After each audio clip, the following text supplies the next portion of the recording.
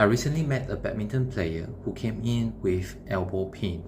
So his pain is sitting somewhere around this area here. Okay, he's a casual badminton player, so not our national levels, but he's our day-to-day, you and me. He has office work, and also his hobby is baking, so there's a bit of lifting things out of the oven. But the key thing is he has tried a lot of things. He has tried dry needling into the area, he has tried manipulation of the soft tissue around there, he's even braced it, but he's still not getting better. So the million-dollar questions here today I want to answer is, why is your elbow pain still there? Hi, my name is Marcus The Physio. So I'm just trying to share what I do on a day-to-day basis, and more importantly, what is the thinking process behind each and every patient. Before we even start, we need to think about what is causing the person's pain around this particular area. So we're looking here at bones, and it's a very common thing that we see a bit of stress changes around the cartilage surface around this area here. The osteochondral bones cartilage area with chronic loading sometimes can create a bit of a bone defect around this area. Commonly in gymnasts, crossfitters, yogas, they spend a lot of time doing handstands, and the pressure around here increases, and the bone wasn't given enough time to heal, and that creates that deep aching pain, and the surrounding tissues will further get irritated, and therefore they are not getting better. Well, is our guy gymnast, crossfitter? Not quite. Did he have any fall? No. So it is unlikely that scenario for him. The next thing we have to think about is the elbow joint is nice. We have actually two joints. So if I remove just the joint capsule, we have this particular bone here. This does a little bit of a bending and straightening elbow. This is a common and important area when any tennis elbow gets irritated. We do need to see whether is this joint moving, not moving, or moving too much. There's another joint, this thing here, moves against this bone here. Then we have a rotational bone around here that allows us to open palms, close palms. So all these are day-to-day movements that could potentially get triggered in the scenario. We then look into this particular area here. Commonly when someone falls on outstretched hand, this bone actually pops backwards into this corner here. That creates a lot of persistent movement down this particular corner, and that then results in a pain right this area here, and that's deep. It's due to some ligamentous capsular stretch. The person might complain that they're pushing off getting up from a chair, that they push on the handle as they get up and they feel pain. They can't do push-ups as such. Good news, not our guy. The other thing could be happening around this particular bone here is you have this bone that does open and close palms, right? And then we have a lot of muscles that goes around here. Let's bring up all the muscles, beautiful.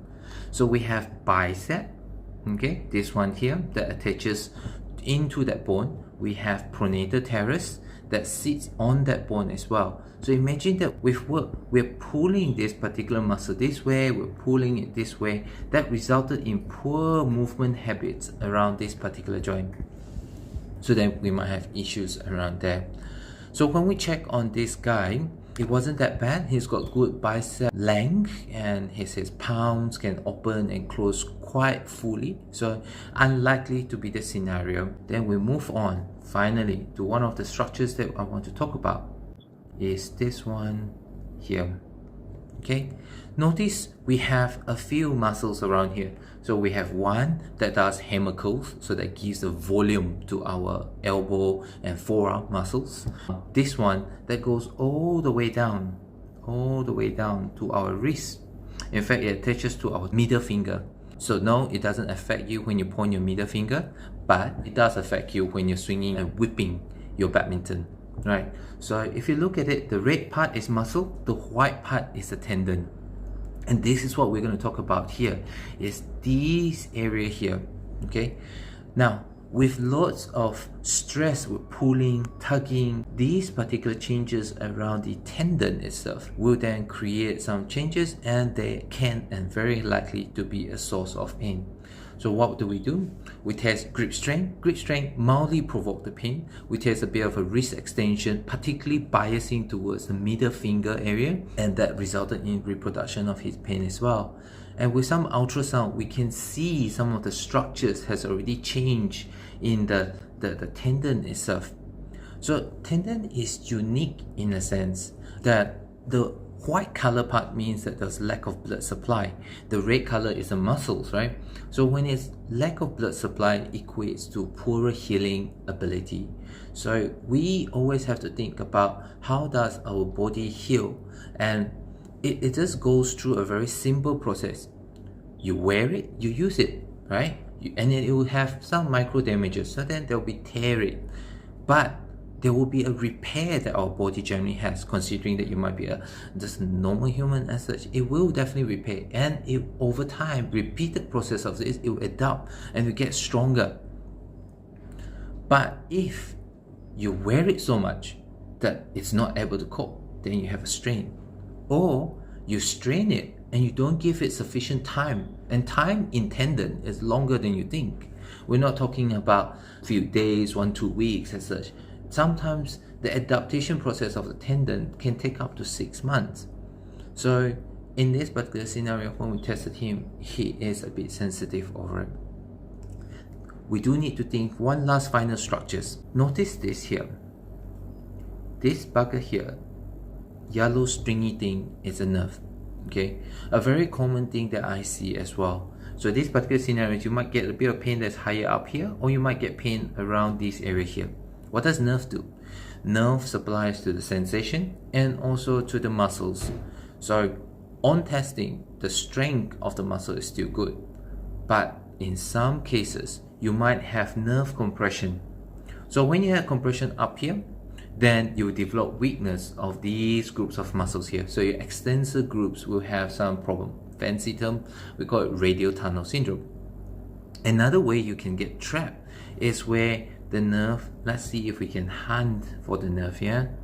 Let's remove some of the muscles, and then I give you more nerve as it runs down. Okay, so you now get a pain around just the upper here. Okay, now the radial nerve also splits into deep branches, and the deep branches supplies to your thumb. So now not only do you have pain in this area here, you also get some weakness, weird sensation on the thumb. That could be due to this deeper nerves. So the entrapment is somewhere here rather than before around here. So overall, that's what I'm trying to share, that first you need to get your diagnosis right. Once you get the diagnosis, we then look at what is wrong with the structures involved. Only then treatment can start. So we came to the conclusion that this particular patient only have a tendon bias problem. So good news. But we do need to look into it to see what happens in the tendon. A tendon, when you first load it, is good, it's nice and strong, but after that, it starts attracting water. It's not inflammation, but it's just water. It attracts water so that it plumps up a little bit, so you get tendon swelling. A water in your tendon fibers is not going to have very strong contractile tissues. You know, it is a bit weakened, and then in a weakened state, you start loading it, you're asking for trouble. So, but given that time, most people don't come and see a physio, because after you feel a little bit achy, and 3 to 5 days later, you feel better. After which you go back and play badminton again. So that's a nice healthy process. But in some unfortunate cases, they push the barrier a little bit further and they start getting a bit more strain. And that's when there might be some changes in the tendon fibers. Normally a tendon fibers is nice and strong, it's very organized to take the load. Now you got tendon fibers that goes like that goes like that, and that fibers doesn't contract very well anymore. So that's the second stage. By the third stage, you start getting more pain, and that unfortunately is the case when people come and see us, where at that point when I ultrasound it, I start to see some nerve vessels, blood vessels growing into the tendon. The tendon doesn't normally have blood vessels. We just talked about tendon don't have blood vessels. When they start having neovascular ingrowth, that's where when you use it, it hurts again. You use it, it hurts again. And that's a stage where majority of the people come and see us. A final stage is when it goes past that barrier, your tissue just really cannot cope anymore. It goes into a degenerative state. So as a physio, I need to find what stage are you at, okay? And if we think about these 5 fibers are all your tendons, right? Some of it will be in the swelling stage, but you might have some of it in the degenerative state. Can't change anymore, doesn't reverse, non-reversible. But what we have to do now is we have to make the 2 that's left over here, or the 3 that's left over here, to reduce the swelling, reduce the pain, and get it stronger so that this particular tendon can do the job of the 5. And that's the important concept that you have to get when we're healing tendons. So let's look at process of how we help this guy in his tendon process. Okay, first thing, we use brace. So you might say, hey, he has been using the brace, but actually with the right knowledge, you know how to use a brace appropriately. So he's now having pain just even doing simple things. Therefore, tendon swelling can't cope with the day-to-day function. So we put a tape, brace, anything that helps him adapt to the function. And obviously, we reduce the load. Okay, at this time when we say reduce the load, tendon doesn't like quick movements, doesn't like compressing type movements, but it likes slow based movements. So we might remove the badminton for a short while, but we need to get the collagen changes. So we need to load it slow, heavy. Then the tendon starts changing in its structure itself. We start getting some results.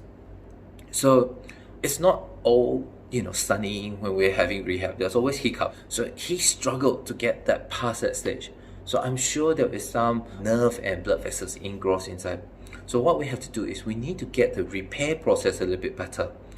So what my team and I do, we can PRP it to stimulate the tissues, give it another chance to recover, or we can shockwave it. And shockwave is just the same process. You create a reaction, and then there will be some inflammation, and the inflammation stirs the healing process all over again. And once he get over that hiccup, the movement rehabilitation is very smooth. We start loading it, and he starts responding to therapy.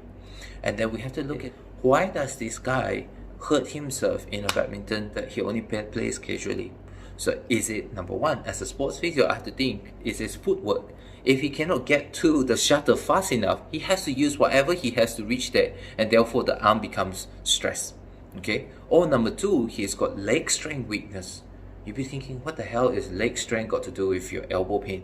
Well, guess what? When you dive and lunge forward, you got no leg strength to bounce yourself back. You're slow. You slow, then you're gonna hit it everywhere, right? Sometimes we have to correct someone's back posture, get it stronger so that he can move and use his whole back into the movement of whipping that badminton racket. And that then results in, finally, we achieve pain-free badminton. Nothing fancy, just get the right diagnosis, okay? So imagine this, like I've mentioned before, if you actually had a nerve irritation, you have some muscle weakness in your strength already, and you go through deep massaging onto it, you're actually traumatizing the nerve. When the nerve is traumatized, it's likely to stay with you for a while. So we went easy with our initial phase rehabilitation. After that, we push him hard with a plan, and with efforts from both of us, we got it pain-free badminton.